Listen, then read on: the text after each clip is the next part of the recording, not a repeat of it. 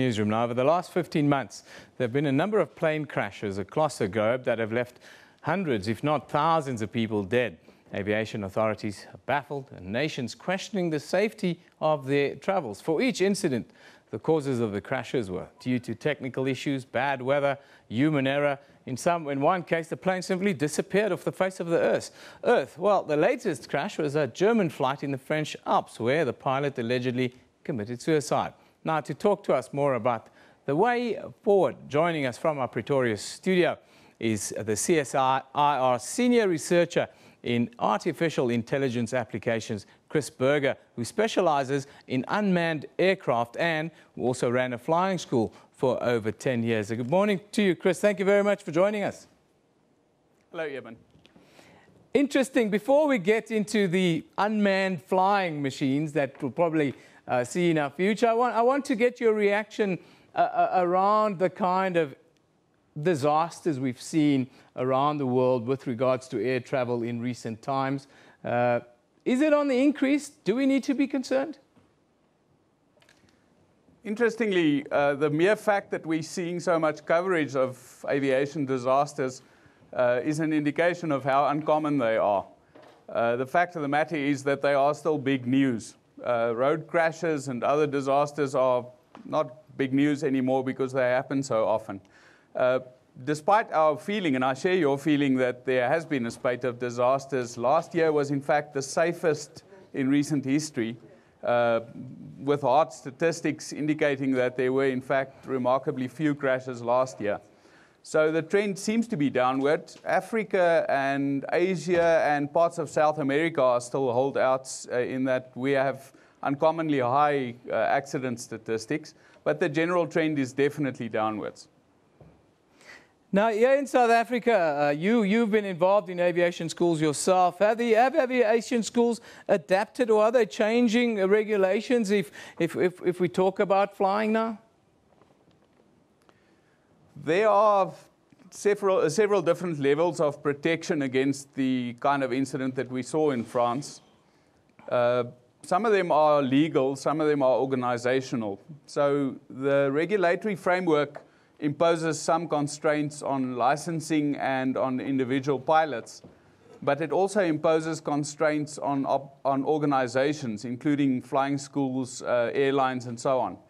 And I would think that our first line of defense against a guy who becomes mentally unstable or severely depressed and then does something extraordinarily irresponsible like the German pilot did could have been caught by a combination of those factors. So in flying schools, there's not a huge amount of psychological screening or indeed monitoring of people's emotional state and so on. But in organizations, one does have that sort of monitoring. Airlines have psychometric screening during the enrollment process. The Air Force has that and also has an annual health assessment called the Comprehensive Health Assessment that includes an evaluation of a person's circumstances and their general mindset. So there are measures in place to take care of these kind of things, but not necessarily at the flight training stage. Now, Chris, going forward, I know you guys are at the forefront of this. Tell us more about your work on unmanned aircraft systems and how long do you think before we see these kind of systems implemented in a sort of commercial scenario?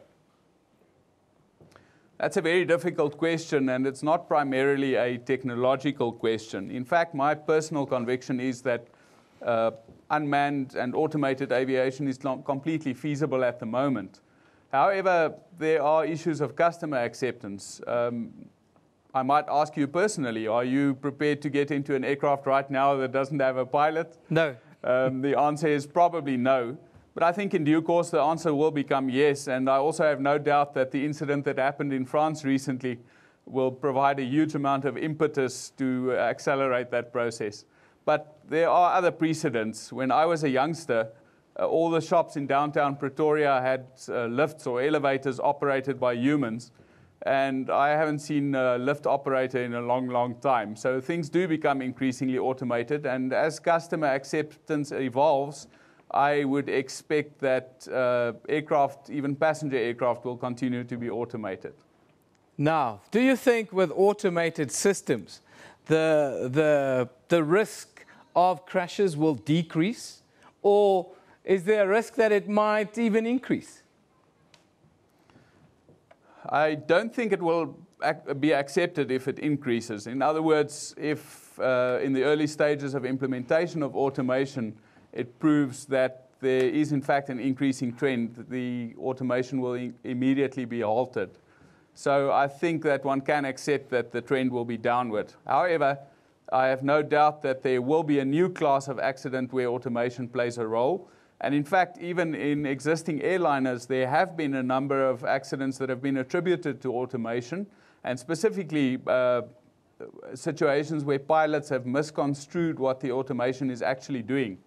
So during type-specific training, in the case of large aircraft, it would be a type rating that appears on the pilot's license. And during the training for that type rating, one would definitely be trained to understand what the automation is going to do and how the automation is going to behave. But it does happen that pilots misconstrue what's happening in the aircraft, and that things get out of hand as a result. Possibly the most famous recent example was the Korean Airlines aircraft that crashed in San Francisco, where pilots allowed the automation to take care of most of the flight profile, and things got out of hand until it was actually too late to recover it. Well, Chris Berger, thanks for joining us. I'm sure the public will take some time before they will be convinced by automated aircraft. But it's a fantastic scenario that's playing itself out, and you guys are doing fantastic work on the, artificial intelligence application. Senior Researcher at CSIR, Chris Berger. Thanks for joining us, Chris. Thank you, Evan. Yes, you're watching Newsroom, where we love to stir rigorous and vigorous debate. Let's have a look at what some of our viewers are saying on Twitter after the little intellectual discussion we had a little bit earlier with the spokesperson of the EFF.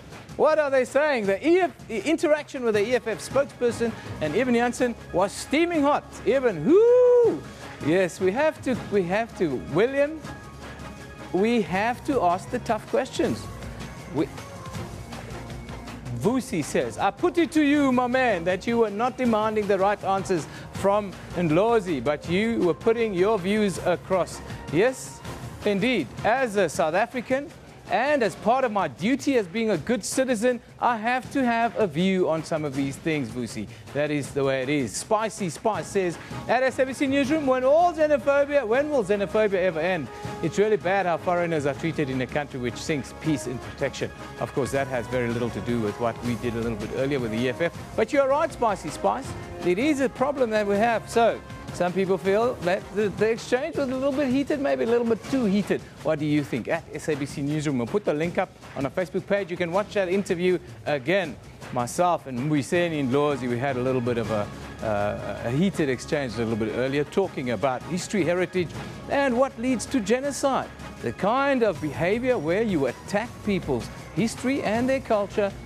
We have a track record on this planet where whenever people's history and culture will diminish, will try to be written out of the history books, as we've seen across the world, genocide, war normally follows. And those that call for revolution, they are often ones who have never suffered at the hands of conditions of war.